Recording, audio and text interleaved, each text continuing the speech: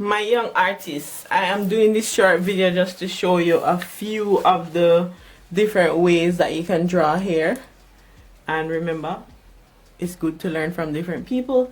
This is my technique that I am comfortable with, so let me get right into it. This might look like a lot of jumble up stuff, but anyway, it will all make sense in the end. Alright,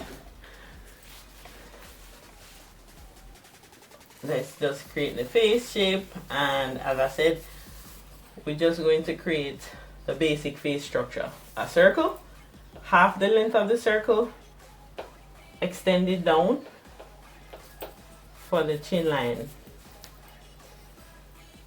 So then we have the sides here for the cheeks, and then the jawline going down to the chin.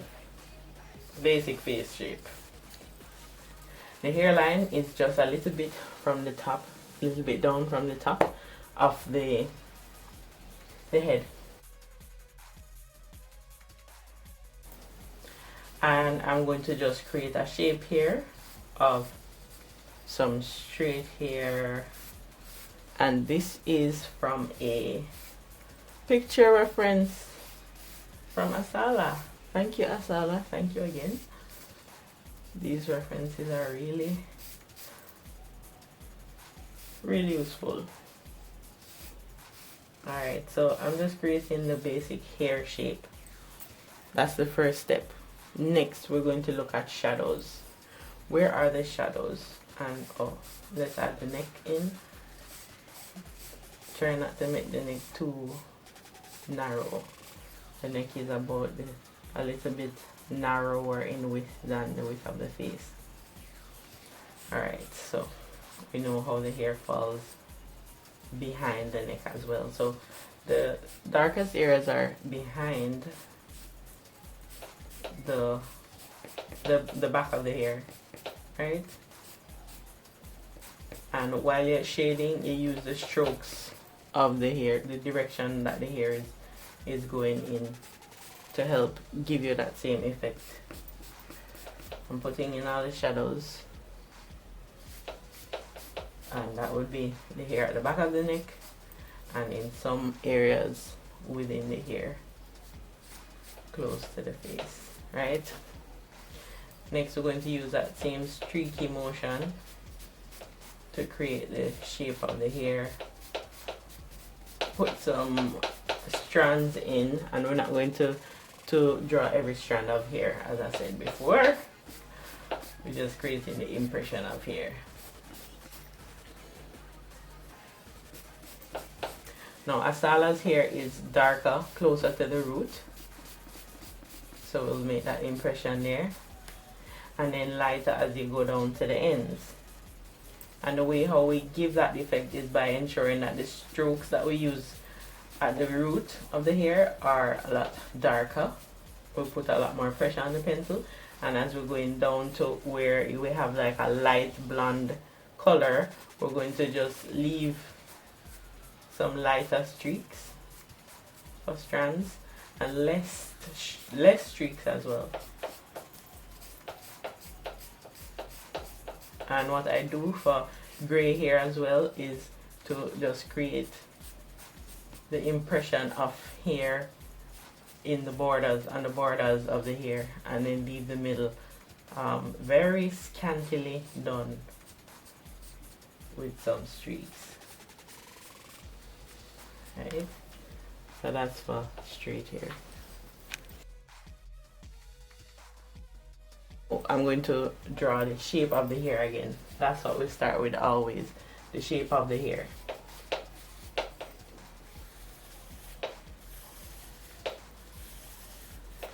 And this now is twists and locks. Twists and locks. And we've got a really nice reference photo from Adia. So I'm just putting in the shape of the hair. Alright, so the darkest hair is at the back of the head because of the shadow cast. So the hairs coming from the back of the neck are darker, And then we're going to now put in the definition of the twist. I'm going to do it here, a big one. And the twist, you put diagonal lines, curvy diagonal lines coming down the length of the border of the hair. Ensure that the outside segments are rounded. And then you're going to put in the strokes. So the strokes, the dark strokes, start from the tip of each segment, the top tip and the bottom tip. So I have to do it from the top up, top down like that, and then from the bottom up like that. So when you get that motion right, it will go pretty quickly.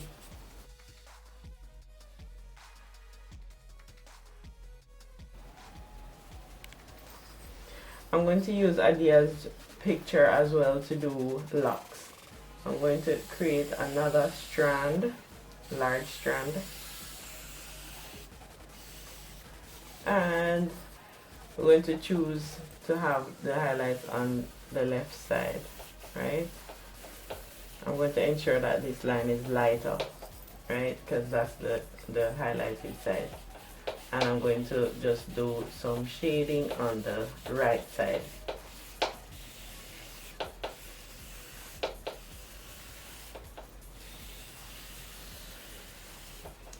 Shading gets gradually lighter as you go to the highlighted side of the lock. And you can use the blending, of course. Okay. Alright.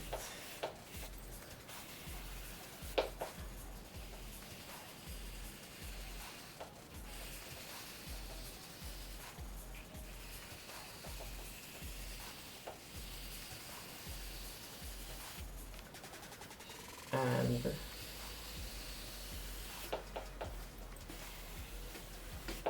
there we go. Alright. You have to do a couple locks.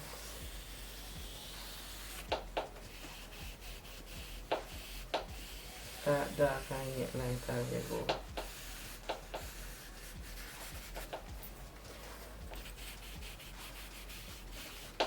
You can leave it here or you can add some curls because Locs is made of curly hair. So how I do the curls, I just do scribbles from left to right. So it's like clockwise, anti-clockwise, clockwise, anti-clockwise, and I just keep doing that over and over. And depending on the grade of curl, I will have them bigger or smaller. So I just do that over the shading that I've already put in on the lock and continue to honor the gradation from dark to light. Dark scribbles in the dark area, lighter scribbles in the highlighted area. So we have the border of the hair, then you have the zigzag line in the middle.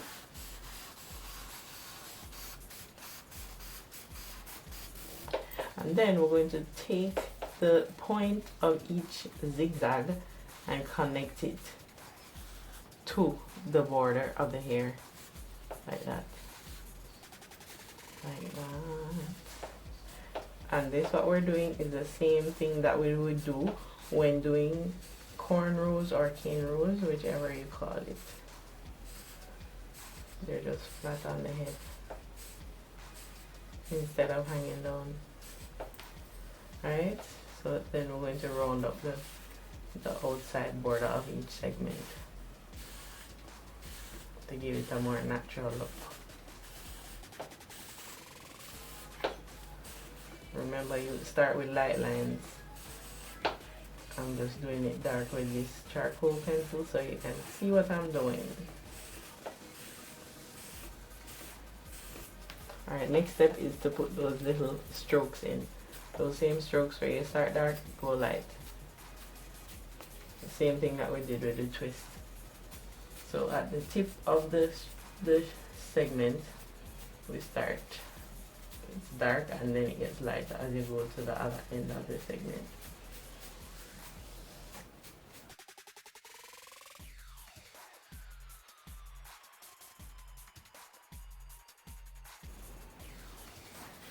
Afro time. Hairline start a little below the top of the head, and I'm using a reference photo from Adia. Thank you, Adia. Now this one, we are making the shape of the afro. It's like a twist out slash afro in this one. So there's some hair going down into the face. And let me just get the outline. Okay, so now we're going to look for the shadows. And of course the hair behind the neck is always the darkest.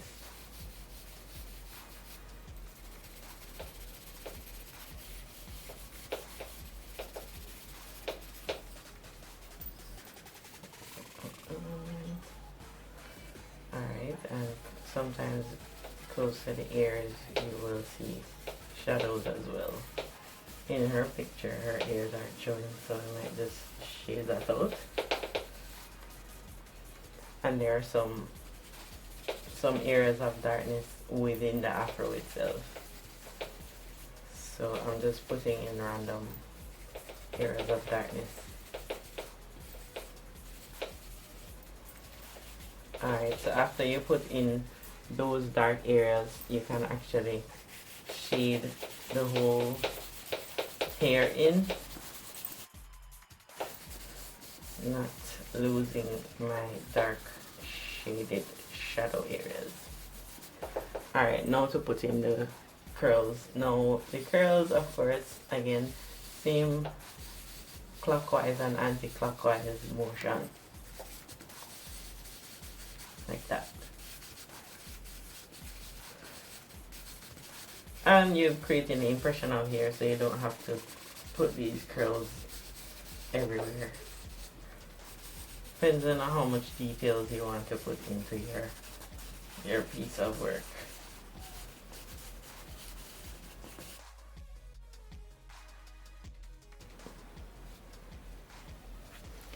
Quickly, I'll just show you how to do a wavy curl. So a wavy curl would be kind of like this. So let's get the shape first. The shape would be kind of like a tapering shape like that, but then it comes back out again and it curves back into the same direction again. So that's like 3 segments, and we get the strokes in for the hair. And the lightest areas would be the widest areas here. So here is darker, here is darker. And leave the center here for highlights. Here would have less streaks and lighter streaks. And then this is like the back of the curl, so it would be coming from the underside, it would be darker. And then here is coming back out into the light. So we start dark on either side, kind of like we did the twist, and in the middle would be like light lines, fewer lines, and that would be like a loose curl. Hairline, start up below the top of the head and get in the shape of the hair again. Right.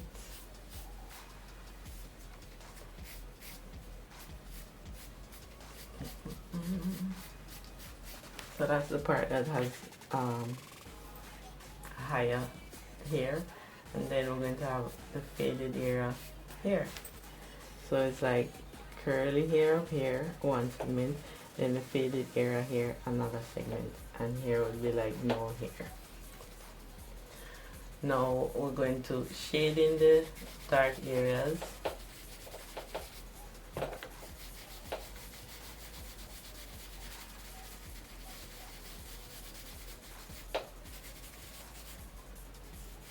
And then you like a very light overshade for everything else.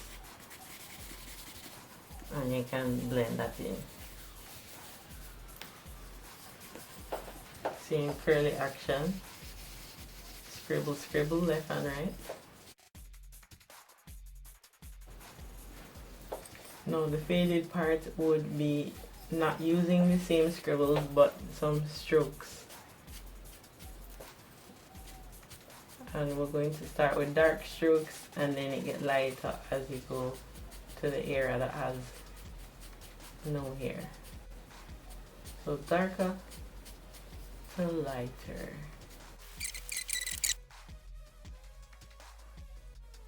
Now for the beard. So the nose would be here. This is the eye line, nose line, mouth line. So I'm going to create the shape of the mustache.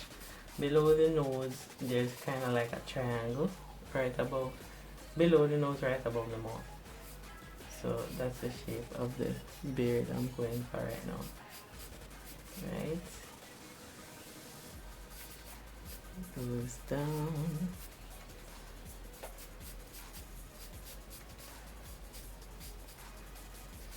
And below the lip, there's normally like this triangular shape here as well. I'll just draw a quick lip shape so you have some sort of reference.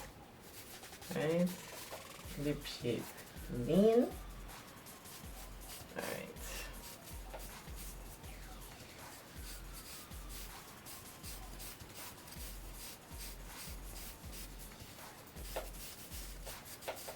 Beard goes a little bit below here, below the chin line. Cool. Alright, so for beard, the sides normally curly. Side of the beard, we're using the curly action. And then going closer to the front of the beard is normally some straight, well, kind of curly hair.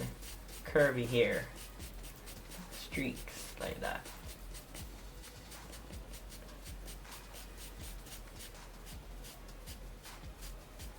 Like that. Mustache is pretty similar as well as the front of the hair. Lots of curvy streaks. And that's how you do the beard.